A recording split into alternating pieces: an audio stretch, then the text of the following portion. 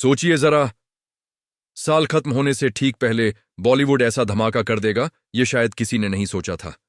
और यहीं पर एंट्री होती है धुरंधर की। 2025 की मासिव बॉक्स ऑफिस सक्सेस।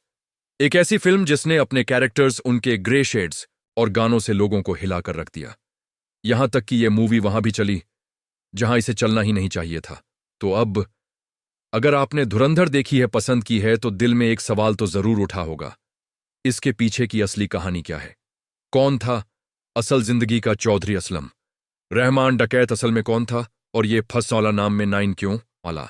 अब ध्यान देना, इस वीडियो में हम जानेंगे, बिना पाकिस्तान जाए पाकिस्तान जैसे सीन कैसे शूट हुए, क्यों इस फिल्म पर कई देशों में बैन लगा, और सबसे बड़ा सवाल, क्या धुरंधर किसी रियल लाइफ हीरो से इंस्पायर्ड है?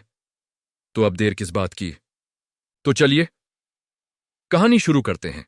धुरंधर को 2024 में अनाउंस किया गया था और तभी साफ हो गया था कि यह कोई सिंपल फिल्म नहीं होने वाली, क्योंकि इसकी कहानी लूसली बेस्ड थी कुछ बहुत ही बड़े, रियल और दर्दनाक हिस्टोरिकल इवेंट्स पर, जैसे 1999 का IC-814 प्लेन हाईजैकिंग, 2001 का इंडियन पार्लियामेंट अटैक, 2008 का मुंबई अटैक और पाकिस्तान में हुए कई कोवर्ट ऑपरेशंस। अब सोचिए जरा, इतनी सेंसिटिव कहानी को दिखाने के लिए कितनी गहरी रिसर्च चाहिए होगी।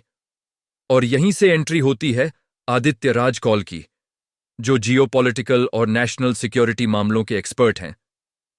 इन्होंने 2022 में IC-814 के हाईजैकर जहूर मिस्त्री पर एक डॉक्यूमेंट्री भी बनाई थी। डायरेक्टर आदित्य धर के पुराने दोस्त होने की वजह से उन्हें इस फिल्म के लिए कंसल्टेंट बनाया गया, और यही वजह है कि फिल्म फिक्शन होते हुए भी बहुत रियल लगती है।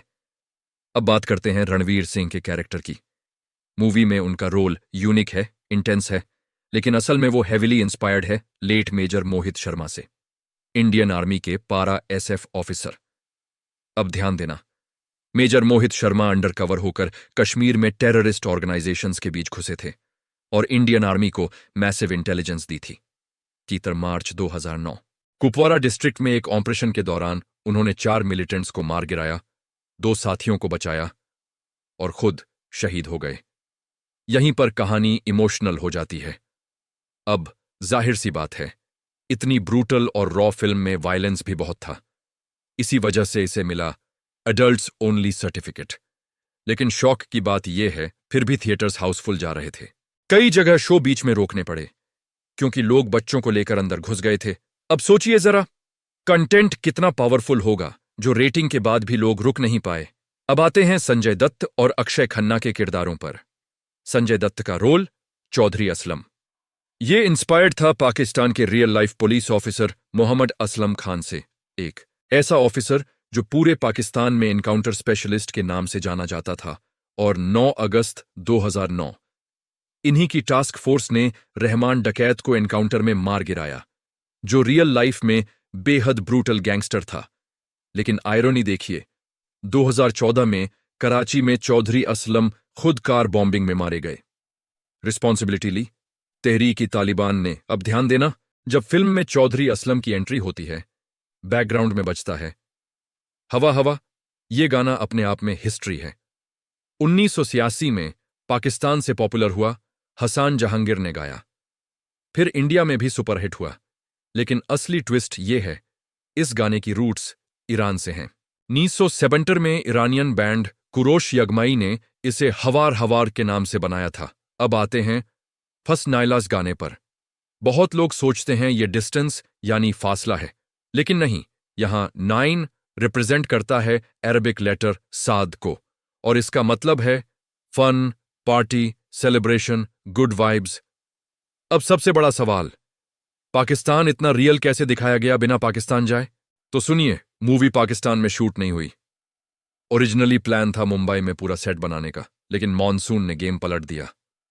तो अब पूरा पाकिस्तान लाइक सेट बनाया गया थाईलैंड में। 20 दिन लगे, 500 से ज्यादा इंडियन और थाई आर्टिस्ट्स लगे। डिटेल इतनी टाइट कि फर्क पकड़ना मुश्किल हो जाए। कुछ सीन्स मुंबई में शूट हुए और कुछ लद्दाख की हाई एल्टीट्यूड पर, जहां अक्षय खन्ना को ऑक्सीजन सिलेंडर तक लगाना पड़ा। अब कंट्रोवर्सी की बात, गल्फ कंट्रीज में फिल्म बैन हुई, पाकिस्तान में भी बैकलैश आया। चौधरी असलाम की विडो ने कहा, पोर्ट्रियल गलत है।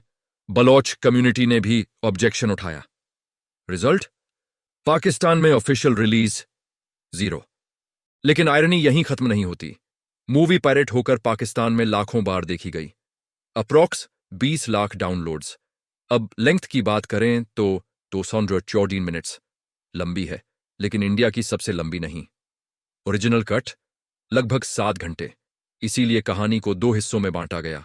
और अब ध्यान देना, धुरंधर पार्ट 2 द रिवेंज 19 मार्च 2026 को आ रही है।